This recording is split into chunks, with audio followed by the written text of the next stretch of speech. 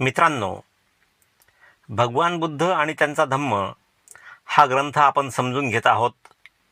आजच्या भागात म्हणजे 55व्या एपिसोडमध्ये आपण बघणार आहोत पंचमखंड भाग पहिला संघ यामधील भिक्खू आणि दोष परीक्षा, तसेच भिक्खू आणि अपराध स्वीकृती.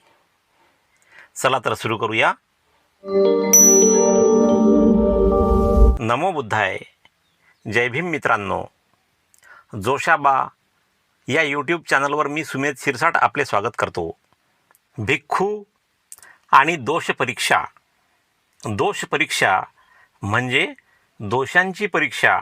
एखाद्या व्यक्तीमधील शारीरिक, मानसिक, नैतिक दोष किंवा स्वभाव दोष ओळखणे आणि तपासणे म्हणजे दोष परीक्षा. माणसामध्ये शारीरिक दोष असू शकतात. माणसाच्या स्वभावातील दोष म्हणजे अहंकार, लोभ, क्रोध, मत्सर, काम, मद, मोह. व्यक्तीच्या व्यक्तिमत्वामध्ये सुद्धा उणिवा असतात, जसे नकारात्मक विचार, भीती, असुरक्षितता. इथे भिक्खूंच्या दोष परीक्षेविषयी सांगितलेले आहे. कसे वागायचे आणि कसे वागायचे नाही या संबंधीचे नियम केवळ औपचारिक नव्हते. भगवान बुद्धांनी भिक्खूंविषयी जे नियम बनवले होते, कसे वागायचे आणि कसे वागायचे नाही या संबंधीचे जे नियम होते, ते नियम केवळ औपचारिक नव्हते. औपचारिक म्हणजे काय? औपचारिक म्हणजे नियम, पद्धत, रीतिरिवाज किंवा प्रथेनुसार केलेले किंवा जे ठराविक चौकटीत शिस्तबद्ध आणि अधिकृत पद्धतीने असते ते. सोप्या भाषेत सांगायचे तर जेव्हा एखादी गोष्ट केवळ दिखाव्यासाठी, नियम पालनासाठी किंवा परंपरेनुसार केली जाते, तेव्हा ती औपचारिक असते. त्यात मनापासून सहभाग नसतो. फक्त कर्तव्य म्हणून ती पूर्ण केली जाते. अशी फक्त कर्तव्य म्हणून पूर्ण केलेली गोष्ट म्हणजे औपचारिक. भगवान बुद्धांनी भिक्खूंसाठी जे नियम बनवले होते, ते नियम केवळ औपचारिक नव्हते. त्यांना कायद्याचे स्वरूप असून, म्हणजेच त्या नियमांना कायद्याचे स्वरूप असून त्यात आरोप ठेवणे, न्यायपरीक्षा आणि शिक्षा यांचा अंतर्भाव होई. भगवान बुद्धांनी भिक्खूंसाठी जे नियम बनवलेले होते, ते केवळ औपचारिक नव्हते, तर त्यांना कायद्याचे स्वरूप असून त्यात आरोप ठेवणे, न्यायपरीक्षा आणि शिक्षा यांचा अंतर्भाव होई. म्हणजे त्या नियमांमध्ये हे सर्व अंतर्भूत होते. त्या नियमांना कायद्याचे स्वरूप होते. कायदा म्हणजे काय? कायदा म्हणजे समाजात सुव्यवस्था, न्याय आणि शांतता राखण्यासाठी सरकार किंवा अधिकृत संस्थेने बनवलेले नियम, जे सर्वांना बंधनकारक असतात आणि त्याचे उल्लंघन केल्यास शिक्षा होते. सोप्या भाषेत सांगायचे म्हणजे कायदा म्हणजे समाजाचे नियम जे प्रत्येकाने पाळणे आवश्यक आहेत. कायद्याची वैशिष्ट्ये म्हणजे कायदा सर्वांना समान लागू होतो. श्रीमंत असो वा गरीब असो, कायदा सर्वांना सारखा लागू होतो. कायदा पाळणे हे सक्तीचे असते, सर्वांना बंधनकारक असते आणि त्यामध्ये शिक्षेची तरतूद असते. म्हणजे नियम, कायदा मोडल्यास किंवा त्यांचे उल्लंघन केल्यास दंड किंवा विशिष्ट शिक्षा होते. अशा प्रकारे कायद्याचे स्वरूप भगवान बुद्धांच्या नियमांना, भिक्खूंसाठी बनवलेल्या नियमांना कायद्याचे स्वरूप होते आणि त्यात आरोप ठेवणे, न्यायपरीक्षा आणि शिक्षा यांचा अंतर्भाव होई. या कायद्यामध्ये म्हणजे भिक्खूंसाठी असलेल्या नियमांमध्ये आरोप ठेवणे. आरोप ठेवणे म्हणजे काय? आरोप ठेवणे म्हणजे एखाद्या व्यक्तीने चूक, गुन्हा केला किंवा दोष केल्याचे सांगणे, म्हणजेच त्या व्यक्तीने काहीतरी चुकीचे केले आहे असे जाहीरपणे किंवा अधिकृतपणे सांगणे म्हणजे आरोप ठेवणे. सोप्या भाषेत, जेव्हा आपण कोणाला म्हणतो तू हे केलेस किंवा याने हा गुन्हा केला, तेव्हा आपण त्या व्यक्तीवर आरोप ठेवत असतो. असा आरोप ठेवणे. न्यायपरीक्षा. न्यायपरीक्षा म्हणजे काय? न्यायपरीक्षा म्हणजे एखाद्या व्यक्तीवरील आरोप खरा आहे की खोटा आहे हे सिद्ध करण्यासाठी घेतली जाणारी परीक्षा किंवा चाचणी म्हणजे न्यायपरीक्षा. अशी परीक्षा करताना साक्षी पुरावे तपासले जातात, साक्षीदारांची चौकशी केली जाते. अशी न्यायपरीक्षा करणे आणि शिक्षा यांचा अंतर्भाव होई. योग्य रीतीने नियोजन केलेल्या न्यायमंडळाशिवाय भिक्खूला शिक्षा करता येत नसे. म्हणजे एखाद्या भिक्खूवर जर आरोप ठेवला तर त्याची न्यायपरीक्षा करण्यासाठी योग्य रीतीने नियोजिलेल्या न्यायमंडळाशिवाय त्या भिक्खूला शिक्षा करता येत नसे. म्हणजेच योग्य रीतीने स्थापन केलेल्या न्यायमंडळाशिवाय भिक्खूला शिक्षा करता येत नसे. न्यायमंडळ म्हणजे काय? न्यायमंडळ म्हणजे न्याय देण्यासाठी स्थापन केलेली अधिकृत संस्था किंवा समिती जी वाद, तक्रारी सोडवण्याचे काम करते. सोप्या भाषेत सांगायचे म्हणजे न्यायमंडळ म्हणजे न्याय देणारी संस्था जिथे एखाद्या वादावर किंवा तक्रारीवर निर्णय घेतला जातो. असे योग्य प्रकारे नियोजित केलेल्या न्यायमंडळाशिवाय भिक्खूला शिक्षा करता येत नसे. हे न्यायमंडळ ज्या ठिकाणी भिक्खूच्या हातून अपराध घडला त्या ठिकाणी राहणाऱ्या भिक्खूंचे बनवलेले असे. ज्या ठिकाणी भिक्खूकडून काहीतरी अपराध घडला त्या ठिकाणी राहणाऱ्या भिक्खूंचे हे न्यायमंडळ बनविलेले असे. न्यायमंडळासाठी लागणारी भिक्खूंची आवश्यक संख्या उपस्थित असल्याशिवाय भिक्खूंची न्यायपरीक्षा होत नसे. उदाहरणार्थ, न्यायमंडळासाठी भिक्खूंची आवश्यक संख्या 10 आहे आणि त्यापैकी जर 9च उपस्थित असले तर अशावेळी भिक्खूची न्यायपरीक्षा होत नसे. ज्या भिक्खूवर आरोप ठेवले आहेत अशा भिक्खूची न्यायपरीक्षा अशावेळी होत नसे. न्यायमंडळातील सर्व भिक्खू उपस्थित असल्याशिवाय न्यायपरीक्षा होत नसे.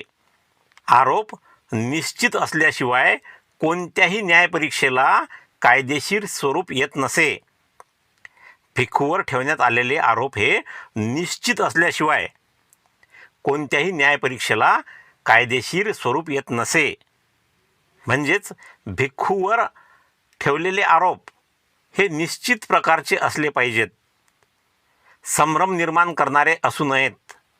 असे निश्चित आरोप असल्याशिवाय कोणत्याही न्यायपरीक्षेला कायदेशीर स्वरूप येत नसे. कोणतीही न्यायपरीक्षा आरोपीच्या अनुपस्थितीत केल्यास तिला कायदेशीर स्वरूप येत नसे.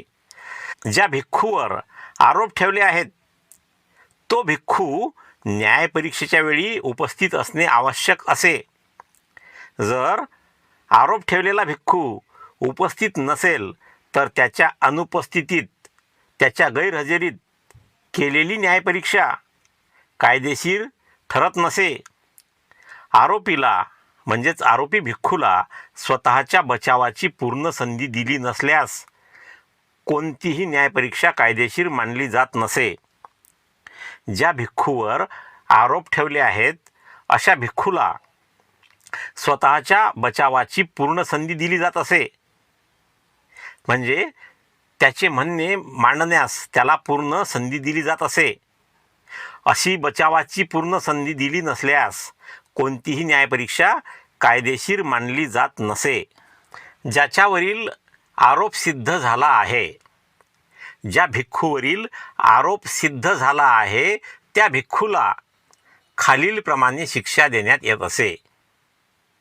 पहिली, तर्जनीय कर्म म्हणजेच ताकीद देऊन सोडणे.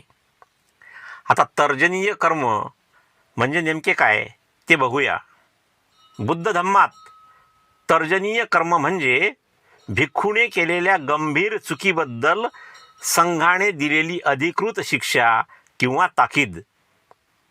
पाली भाषेत तज्जनीय म्हणजे ताकीद देणे, दम देणे, निंदा करणे आणि कम्म म्हणजे संघाची अधिकृत कृती किंवा निर्णय.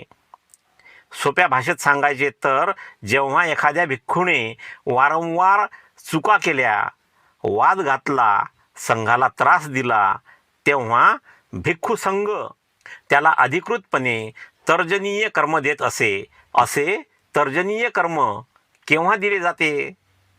बुद्धाने विनय पिटकात सांगितले आहे की खालील कारणासाठी हे कर्म दिले जाते.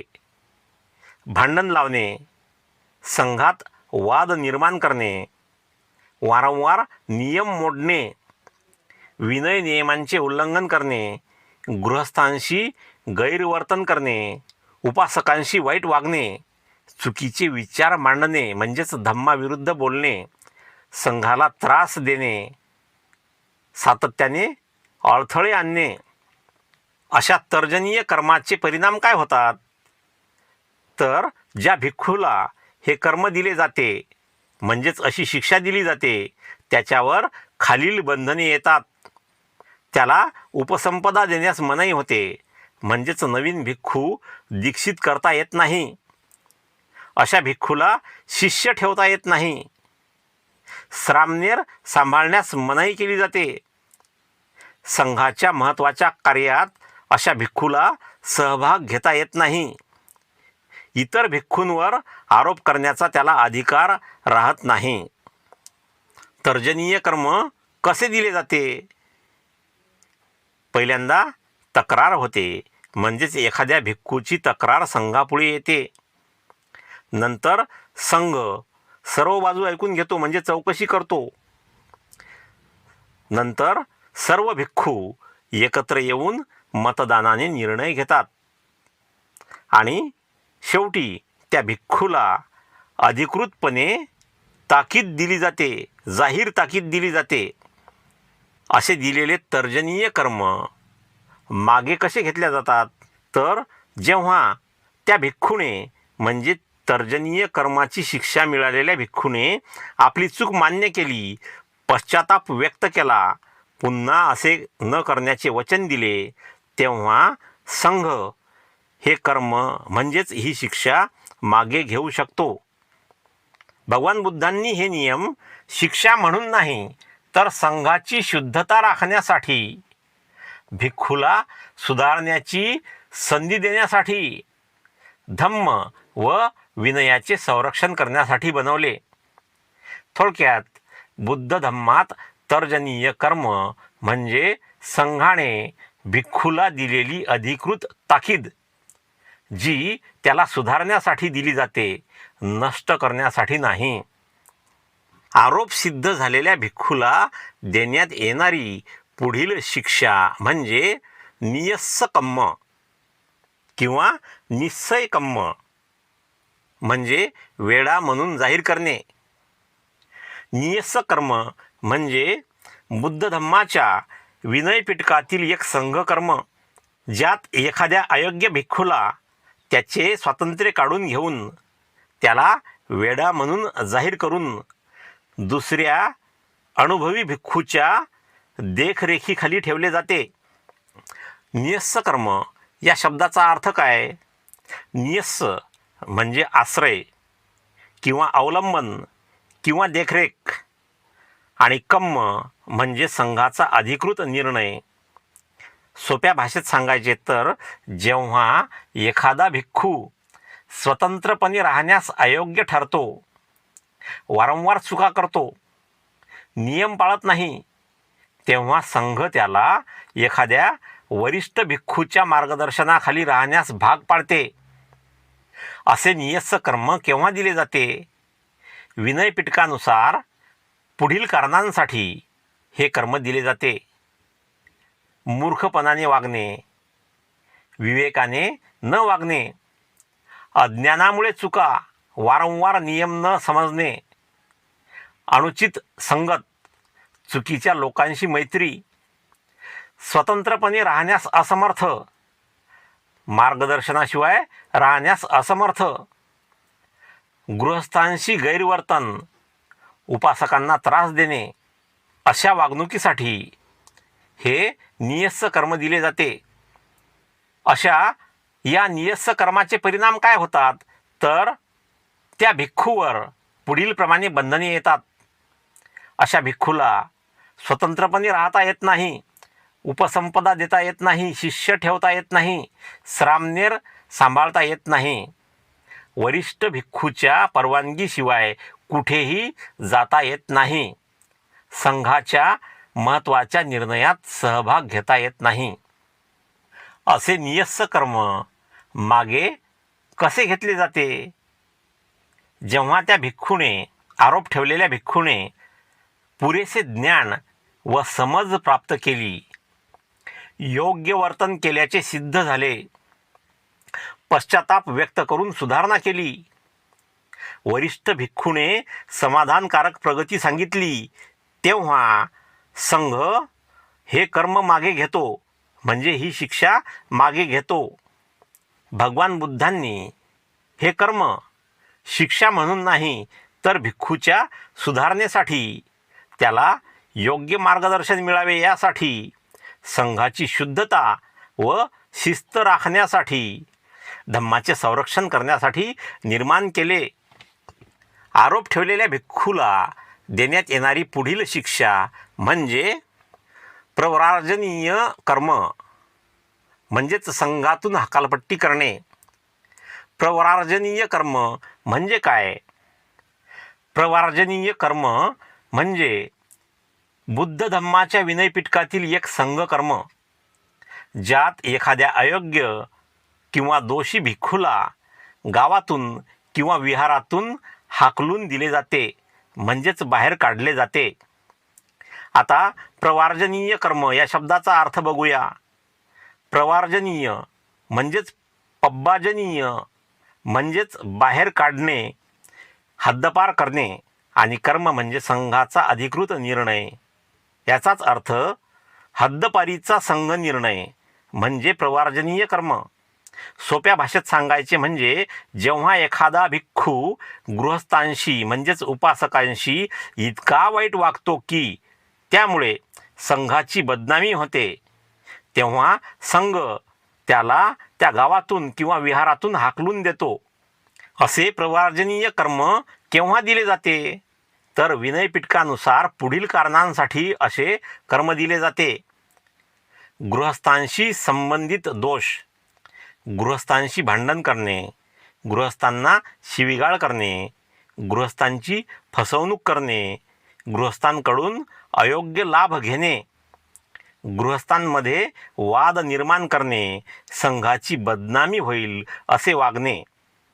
अशा प्रवार्जनीय कर्माचे परिणाम काय होतात? तर अशा भिक्खूवर पुढील बंधने येतात. त्या गावात त्याला राहता येत नाही, उपसंपदा देण्यास मनाई होते, त्याला शिष्य ठेवता येत नाही, अशा भिक्खूला श्रामनेर सांभाळता येत नाही, संघाच्या निर्णयात तो सहभागी होऊ शकत नाही, आणि इतरांवर आरोप करण्याचा अधिकार अशा भिक्खूला राहत नाही. गृहस्थांशी संपर्क ठेवण्यास त्याला मनाई केली जाते. असे प्रवार्जनीय कर्म मागे कसे घेतले जाते? तर जेव्हा त्या भिक्खूने आपली चूक मनापासून मान्य केली, गृहस्थांची माफी मागितली, पश्चाताप व्यक्त केला, पुन्हा असे न करण्याचे वचन दिले, सुधारणा झाल्याचे संघाला पटवून दिले, तेव्हा संघ हे कर्म मागे घेऊ शकतो. भगवान बुद्धांनी हे कर्म का निर्माण केले? तर भगवान बुद्धांचा उद्देश शिक्षा नव्हता, तर गृहस्थांचे संरक्षण करणे, संघाची प्रतिष्ठा राखणे भिक्खूला सुधारण्याची संधी देणे, धम्माचा प्रसार सुरळीत ठेवणे, श्रद्धा टिकवून ठेवणे असा बुद्धांचा उद्देश होता. भगवान बुद्धांनी सांगितले, भिक्खूने गृहस्थांशी नेहमी आदराने, प्रेमाने व करुणेने वागावे, कारण गृहस्थच संघाचा आधार आहेत. थोडक्यात प्रवर्जनीय कर्म म्हणजे गृहस्थांशी गैरवर्तन करणाऱ्या भिक्खूला गावातून किंवा विहारातून हाकलण्याचा संघाचा अधिकृत निर्णय, जो त्याला सुधारण्यासाठी व संघाची प्रतिष्ठा राखण्यासाठी दिला जातो. आरोप सिद्ध झालेल्या भिक्खूला देण्यात येणारी पुढील शिक्षा म्हणजे उत्क्षेपनीय कर्म म्हणजेच बहिष्कार. आता उत्क्षेपनीय कर्म म्हणजे काय? उत्क्षेपनीय कर्म म्हणजे बुद्ध धम्माच्या विनयपिटकातील एक संघकर्म, ज्यात एखाद्या दोषी भिक्खूला संघातून तात्पुरते निलंबित केले जाते, म्हणजेच बहिष्कृत केले जाते, त्याचा बहिष्कार केला जातो, म्हणजेच त्याला संघाच्या सहवासातून बाहेर काढले जाते. उत्क्षेपनीय कर्म या शब्दाचा अर्थ बघूया. उत्क्षेपनीय म्हणजेच उचलून बाहेर टाकणे किंवा निलंबित करणे, आणि कम्म म्हणजे संघाचा अधिकृत निर्णय, म्हणजेच निलंबनाचा संघ निर्णय. सोप्या भाषेत सांगायचे म्हणजे जेव्हा एखादा भिक्खू आपला गुन्हा मान्य करत नाही, पश्चाताप व्यक्त करत नाही, चुकीचे विचार सोडत नाही, तेव्हा संघ त्याला तात्पुरते संघातून निलंबित करतो. म्हणजेच तो भिक्खू राहतो, पण संघाचा सदस्य म्हणून मान्यता नसते. उत्क्षेपनीय कर्म कोणत्या कारणांसाठी दिले जाते? तर विनयपिटकानुसार हे कर्म 3 प्रमुख कारणांसाठी दिले जाते. पहिलं, आपत्तीचा म्हणजेच गुन्ह्याचा अस्वीकार. एखाद्या भिक्खूने गुन्हा केला पण मान्य करण्यास नकार दिला, मी काहीही चुकीचे केले नाही असे भिक्खू म्हणाला. दुसरा प्रकार आहे पश्चातापाचा अभाव, म्हणजेच भिक्खूने गुन्हा मान्य केला पण पश्चाताप नाही, सुधारण्याची इच्छाच नाही. तिसरा प्रकार आहे चुकीचे दृष्टिकोन न सोडणे. भगवान बुद्धांच्या शिकवणी विरुद्ध मिथ्या दृष्टी ठेवणे, चुकीचे विचार सोडण्यास नकार देणे, या अशा कारणांसाठी उत्क्षेपनीय कर्म दिले जाते. अशा उत्क्षेपनीय कर्माचा परिणाम काय होतो? तर अशा भिक्खूवर पुढील बंधने येतात. संघातील अधिकार काढले जातात. अशा भिक्खूचे अधिकार काढले जातात. संघाच्या उपोसथ म्हणजेच पंधरवाड्याच्या समारंभात अशा भिक्खूला सहभाग घेता येत नाही. अशा भिक्खूला मतदानाचा अधिकार नसतो. संघाच्या निर्णयात त्याला सहभागी होता येत नाही. त्याला उपसंपदा देता येत नाही, शिष्य ठेवता येत नाहीत, श्रामणेर सांभाळता येत नाहीत किंवा इतर भिक्खूंवर आरोप करण्याचा त्याला अधिकार राहत नाही. गृहस्थांकडून दान स्वीकारण्यास अशा भिक्खूला मनाई केली जाते. असे उत्क्षेपनीय कर्म मागे कसे घेतले जातात? तर जेव्हा त्या भिक्खूने आपला गुन्हा मनापासून मान्य केला, खरा पश्चाताप व्यक्त केला, चुकीचे विचार सोडले, सुधारणा झाल्याचे सिद्ध केले, संघाकडे क्षमायाचना केली, तेव्हा संघ त्याला पुन्हा संघात घेतो. उत्क्षेपनीय कर्म हे सर्वात गंभीर संघ कर्मांपैकी एक आहे, कारण यात भिक्खू जाणीवपूर्वक चूक मान्य करत नाही. हे अहंकार व हट्टीपणाचे लक्षण आहे. यामुळे संघाची एकता धोक्यात येते. धम्माबद्दल मिथ्यादृष्टी पसरण्याचा धोका असतो. भगवान बुद्ध म्हणतात, जो भिक्खू आपली चूक मान्य करतो, पश्चाताप व्यक्त करतो आणि सुधारतो, तोच खऱ्या अर्थाने धम्माचा अनुयायी आहे. थोडक्यात उत्क्षेपनीय कर्म म्हणजे गुन्हा मान्य न करणाऱ्या किंवा पश्चाताप न दाखवणाऱ्या भिक्खूला संघातून तात्पुरते निलंबित करण्याचा संघाचा अधिकृत निर्णय, जो त्याला सुधारण्यासाठी व धम्माची शुद्धता राखण्यासाठी दिला जातो. आरोप सिद्ध झालेल्या भिक्खूला देण्यात येणारी पुढील शिक्षा म्हणजे परिवास कर्म, म्हणजेच विहारातून बाहेर घालविणे. आता परिवास कर्म म्हणजे काय? परिवास कर्म म्हणजे बुद्ध धम्माच्या विनयपिटकातील एक संघ कर्म, ज्यात एखाद्या दोषी भिक्खूला एखाद्या विशिष्ट कालावधीसाठी परिवास भोगण्यास सांगितले जाते. परिवास म्हणजे प्रायश्चित काळ भोगण्यासाठी सांगितले जाते. आता परिवास कर्म या शब्दाचा अर्थ बघूया. परिवास म्हणजे एकांतवास किंवा प्रायश्चित काळ किंवा परीक्षण काळ, आणि कर्म म्हणजे संघाचा अधिकृत निर्णय. सोप्या भाषेत सांगायचे म्हणजे जेव्हा एखाद्या भिक्खूने संघादिशेस म्हणजेच गंभीर विनय नियमांचे उल्लंघन केले, तेव्हा त्याला लगेच शिक्षा न देता एक विशिष्ट काळ प्रायश्चित म्हणून एकांतात व नम्रतेने राहण्यास सांगितले जाते. परिवास कर्म कोणत्या गुन्ह्यांसाठी दिले जाते? हे कर्म संघदिशेस नियम मोडल्यावर दिले जाते, म्हणजे जे गंभीर नियम आहेत असे नियम मोडल्यावर दिले जाते. अनुचित शारीरिक वर्तन, स्त्रियांशी अयोग्य संपर्क, संघात फूट पाडण्याचा प्रयत्न, विहार बांधताना नियम न पाळणे, खोटे आरोप करणे, अयोग्यपणे भिक्षा मागणे, अशा गुन्ह्यांसाठी परिवास कर्म ही शिक्षा दिली जाते. परिवासाचे प्रकार: पठिच्छन्न परिवास म्हणजे भिक्खूने गुन्हा लपवला होता, लपवलेल्या दिवसांइतकाच परिवास काळ त्याला भोगावा लागतो. उदाहरणार्थ 10 दिवस त्याने गुन्हा लपवला तर 10 दिवस परिवास त्याला भोगावा लागतो. अपठिच्छन्न परिवास म्हणजे भिक्खूने गुन्हा लपवला नाही, लगेच मान्य केला, अशा गुन्ह्यासाठी परिवास काळ कमी असतो. तिसरा प्रकार आहे शुद्धंत परिवास, म्हणजेच गुन्हा किती दिवस लपवला हे निश्चित नाही, संघ ठरवतो किती काळ परिवास भोगायचा. अशा परिवास काळात भिक्खूने काय करावे? अशा परिवास काळात भिक्खूला उपसंपदा देता येत नाही, शिष्य ठेवता येत नाहीत, संघाच्या महत्त्वाच्या कार्यात सहभागी होता येत नाही, त्याला आदरणीय स्थान मिळत नाही, त्याला इतरांवर आरोप करण्याचा अधिकार राहत नाही. असा आरोप सिद्ध झालेल्या भिक्खूने दररोज संघाला आपली स्थिती सांगणे, नम्रतेने वागणे, विनय नियमांचे काटेकोर पालन करणे, ध्यान व अभ्यास करणे, पश्चातापाने राहणे, ही सगळी कर्तव्ये करावी लागतात. अशा परिवास कर्माचे महत्त्व काय? हे कर्म सुधारणेसाठी आहे, शिक्षेसाठी नाही. भिक्खूला स्वतःच्या चुकांवर विचार करण्याची संधी मिळते, नम्रता व विनय शिकवले जाते, संघाची शुद्धता राखली जाते. भिक्खू पुन्हा नव्याने संघात सामील होऊ शकतो.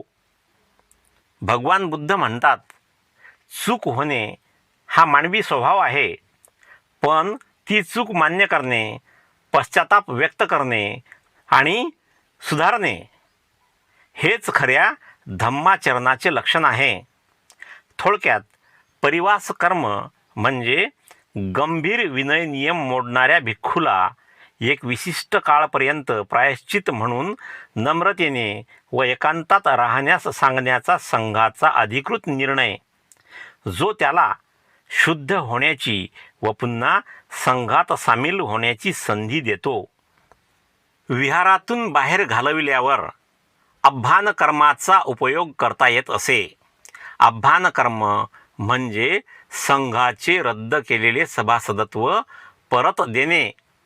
आभ्यान कर्म या शब्दाचा अर्थ काय? आभ्यान म्हणजे पुन्हा प्रवेश किंवा पुनर्स्थापना. आभ्यान कर्म म्हणजे भिक्खूला संघात पुन्हा स्वीकारण्याचा अधिकृत विधी.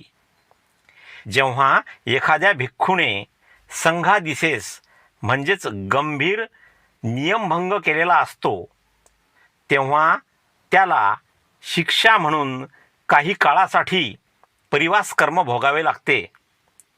त्यानंतर अशा भिक्खूला माणत्त म्हणजे 6 दिवसांचे प्रायश्चित्त करावे लागते. या दोन्ही टप्प्यानंतर भिक्खू अभ्यान कर्माद्वारे संघात पुन्हा प्रवेश करू शकतो. असा अभ्यान कर्माचा विधी हा किमान 20 भिक्खूंच्या उपस्थितीत करावा लागतो. अभ्यान कर्म हे चतुर्थ कम्म वाचा म्हणजेच 4 वेळा प्रस्ताव वाचन अशा पद्धतीने केले जाते. या विधीनंतर भिक्खूचे सर्व अपराध शुद्ध मानले जातात आणि तो पूर्णपणे संघाचा सदस्य बनतो. अभ्यान कर्म हे भगवान बुद्धांच्या करुणा आणि सुधारणेच्या तत्वाचे प्रतीक आहे. चूक झाली तरी प्रायश्चितानंतर पुनर्स्थापनेची संधी भिक्खूला दिली जाते. अभ्यान कर्म हे विहारातून बाहेर घालविल्यानंतर भिक्खूने आपली वागणूक नीट ठेवून संघाचे समाधान केले आणि संघाने क्षमा केली तरच केले जाते. पुढे बघूया भिक्खू आणि अपराध स्वीकृती. भिक्खू संघ विषयक जी अगदी नवीन आणि अपूर्व अशी संस्था भगवंतांनी निर्मिली ती म्हणजे उपोसथ. भिक्खू संघाविषयक जी अगदी नवीन आणि अपूर्व म्हणजे आधी कधीही नव्हती अशी जी संस्था भगवंतांनी म्हणजेच भगवान बुद्धांनी निर्माण केली ती म्हणजे उपोसथ अथवा हातून घडलेल्या अपराधाची स्वीकृती ही संस्था होय. उपोसथ म्हणजे काय? उपोसथ हा बौद्ध धम्मातील एक अत्यंत महत्त्वाचा धार्मिक विधी आणि आचरणाचा दिवस आहे. उपोसथ म्हणजे उपवास किंवा शुद्धीकरणाचा दिवस. चंद्र दिनदर्शिकेनुसार महिन्यातून 4 वेळा उपोसथ पाळला जातो. पौर्णिमा, अमावस्या आणि 2 वेळा अष्टमी. यांपैकी पौर्णिमा आणि अमावस्या हे सर्वात महत्त्वाचे उपोसथ दिवस मानले जातात. भिक्खू संघासाठी उपोसथ हा विनयाचा महत्त्वाचा भाग आहे. या दिवशी संघातील सर्व भिक्खू एकत्र येऊन 227 शील नियम सामूहिकरित्या वाचतात. प्रत्येक भिक्खूने आपल्या मनात कोणताही नियमभंग असल्यास तो कबूल करावा लागतो. म्हणजे एखाद्या भिक्खूने एखाद्या नियमाचा भंग केला असेल तर उपोसथाच्या दिवशी त्याला तो कबूल करावा लागतो. हे शुद्ध संघाचे प्रतीक आहे. उपासक आणि उपासिकांसाठी उपोसथ म्हणजे अष्टशील पाळणे, प्राणीहत्या न करणे, चोरी न करणे, अब्रह्मचर्य न करणे, खोटे न बोलणे, मादक पदार्थ न घेणे, अवेळी भोजन न करणे, नृत्य संगीत मनोरंजन टाळणे, उंच व आरामदायी शय्या न वापरणे असे उपोसथ अथवा हातून घडलेल्या अपराधाची स्वीकृती ही संस्था होय. भगवान बुद्धांनी अगदी नवीन संस्था जी पूर्वी कधीही नव्हती अशी भिक्खूंसाठी स्थापन केली. अपराध किंवा दोष या संबंधी केलेल्या नियमांचे परिपालन करावयाला लावणे. अपराध किंवा दोष या संबंधी केलेल्या नियमांचे परिपालन करावयाला लावणे शक्य आहे हे भगवंतांच्या लक्षात आले होते. परंतु ज्यांचे उल्लंघन झाले म्हणजे जे नियम मोडले असता दोष अथवा अपराध घडत नसे असे काही प्रतिबंध भगवंतांनी घालून दिले होते. प्रतिबंध म्हणजे एखाद्या गोष्टीस मनाई करणे किंवा अडवणे असे प्रतिबंध भगवंतांनी घालून दिले होते. त्यांच्या मते प्रतिबंधांचा शील निर्मिती आणि शील संवर्धन यांच्याशी अतिशय दाट संबंध असल्यामुळे त्यांचेही परिपालन करणे अपराधासंबंधीच्या नियमांच्या परिपालना इतकेच आवश्यक आहे. भगवान बुद्धांच्या मते प्रतिबंधांचा शील निर्मिती आणि शील संवर्धन यांच्याशी अतिशय दाट संबंध आहे. म्हणजे काही प्रतिबंध असे होते की ज्यामुळे म्हणजे जे तोडल्यामुळे अपराध घडत नसे, परंतु ते प्रतिबंधसुद्धा शील निर्मितीसाठी किंवा शील संवर्धनासाठी महत्त्वाचे होते. अशांचे परिपालन करणे अपराधासंबंधीच्या नियमांच्या परिपालना इतकेच आवश्यक आहे. परंतु या प्रतिबंधाचे परिणामकारक रीतीने परिपालन करण्याचा मार्ग त्यांना आढळेना. म्हणून त्यांनी लोकांसमोर या प्रतिबंधाच्या उल्लंघनाची उघड कबुली देणे हा उपोषथाचा प्रकार शोधून काढला. उदाहरणार्थ, एखादा भिक्खू किंवा एखादा उपासक खोटे बोलला, परंतु त्याच्या खोटे बोलण्याने कुणाचेही नुकसान झाले नाही, कुणाचेही वाईट झाले नाही. ते त्याचे खोटे बोलणे म्हणजे कुठलाही अपराध नाही. त्याच्या खोट्या बोलण्याने कोणताही अपराध घडला नाही, परंतु खोटे बोलणे हे वाईटच आहे. अशा कर्मासाठी म्हणजेच अशा प्रतिबंधाच्या उल्लंघनासाठी भगवान बुद्धांनी उपोषथाचा प्रकार शोधून काढला. म्हणजे उपोषथाच्या दिवशी असे भिक्खू किंवा उपासक आपल्या उल्लंघनाची जाहीरपणे कबुली देत असत. हा प्रकार म्हणजे भिक्खूची सदसद्विवेक बुद्धी संघटित करून वाममार्गी त्याचे पाऊल न पडेल अशी काळजी घेणारी शक्ती निर्माण करणे. भगवान बुद्धांनी उपोषथाचा जो मार्ग शोधून काढला तो प्रकार म्हणजे भिक्खूंची सदसद्विवेक बुद्धी. सदसद्विवेक बुद्धी म्हणजे काय?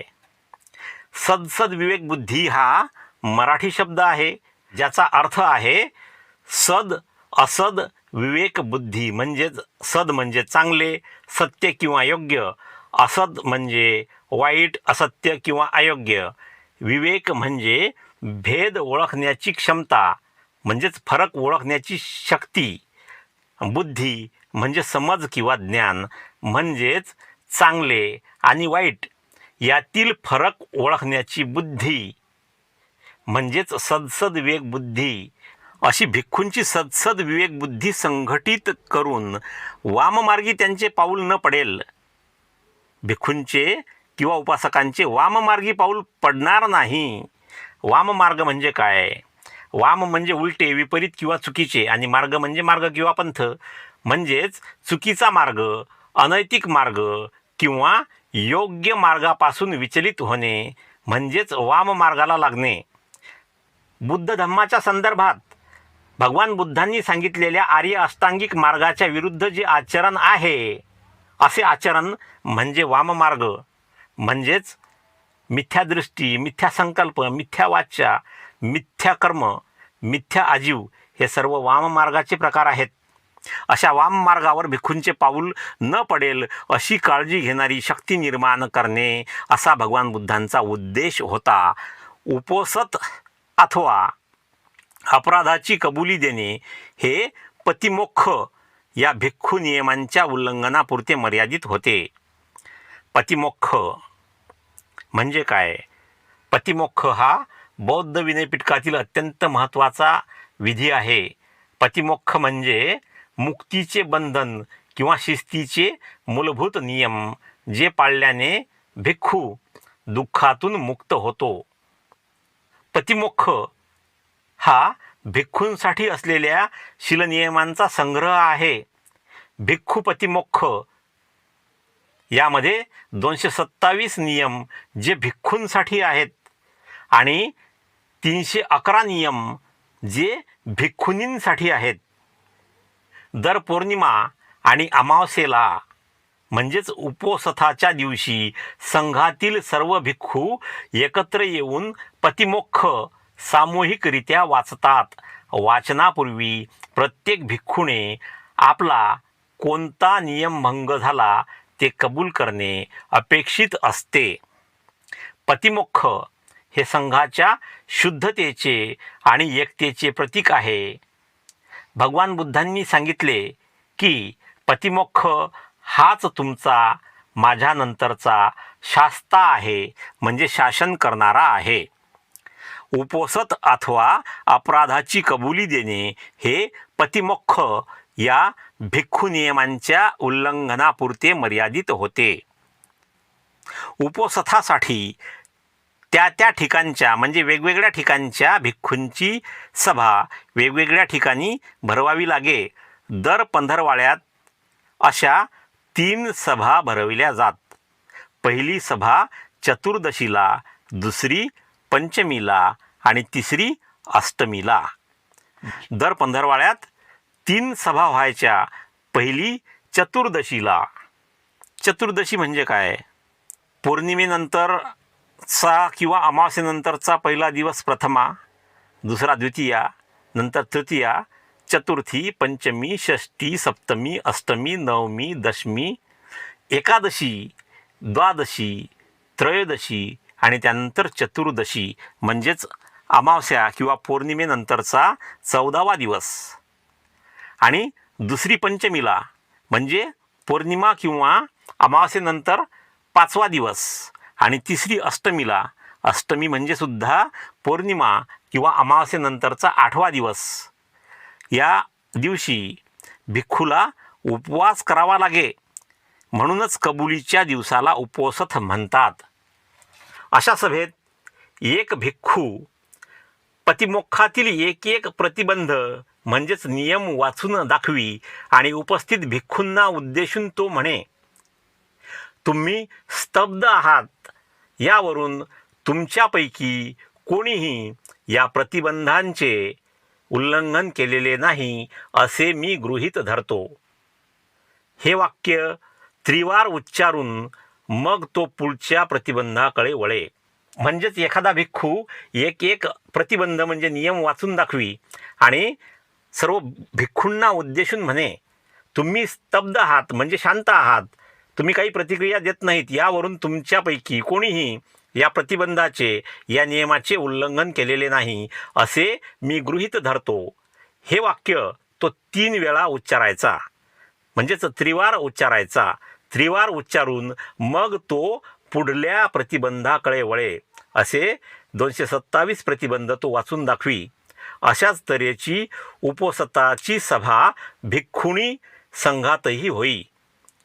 भिक्खुणी संघात सुद्धा एखादी भिक्खुणी एखादा प्रतिबंध म्हणजे एक करून प्रतिबंध वाचून दाखवी आणि ती सुद्धा म्हणत असे की तुम्ही स्तब्ध आहात यावरून तुमच्यापैकी कोणीही या प्रतिबंधाचे या नियमाचे उल्लंघन केलेले नाही असे मी गृहीत धरते. आणि अशा प्रकारे त्रिवार वाचन करून ती भिक्खुणी पुढल्या प्रतिबंधाकडे वळे. प्रतिबंध उल्लंघनाची कबुली दिल्यास पुढे आरोप ठेवून न्यायपरीक्षा चाले. एखाद्या भिक्खूने जर उल्लंघनाची कबुली दिली तर त्यावर आरोप ठेवून न्यायपरीक्षा चाले. अपराध घडला असूनही एखाद्या भिक्खूने तो कबूल केला नाही तर त्याला तो अपराध करताना ज्या भिक्खूने पाहिले असेल त्या भिक्खूने तो सभेत सांगावयाचा. एखाद्या भिक्खूने अपराध केला तरी त्याने कबूल केला नाही तर अशा वेळी त्याला अपराध करताना ज्या एखाद्या दुसऱ्या भिक्खूने पाहिले असेल त्या भिक्खूने सभेत त्याचा अपराध सांगावयाचा. असे झाल्यावर मग अपराधी भिक्खूवर आरोप ठेवून त्याच्या न्यायपरीक्षेला सुरुवात होई. इथे आपण थांबूया.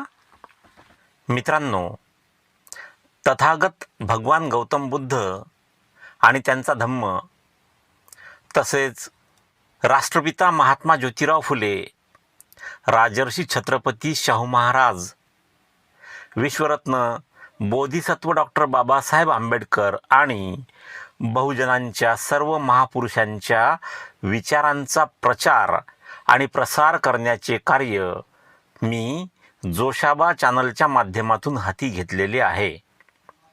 मित्रांनो, आपणास विनंती आहे की कृपया या व्हिडिओला लाईक करा, व्हिडिओ आपल्या मित्रांमध्ये शेअर करा. चॅनलवर नवीन असाल तर कृपया सबस्क्राईब करा. तसेच माझ्या या कार्यात तुम्ही मला मदतसुद्धा करू शकता. व्हिडिओखालील थँक्स बटनाचा उपयोग करून चॅनलला मदत करा किंवा या QR कोड किंवा मोबाईल नंबरच्या सहाय्याने सुद्धा आपण चॅनलला मदत करू शकता. धन्यवाद. जय भीम. भेटूया पुढील व्हिडिओमध्ये.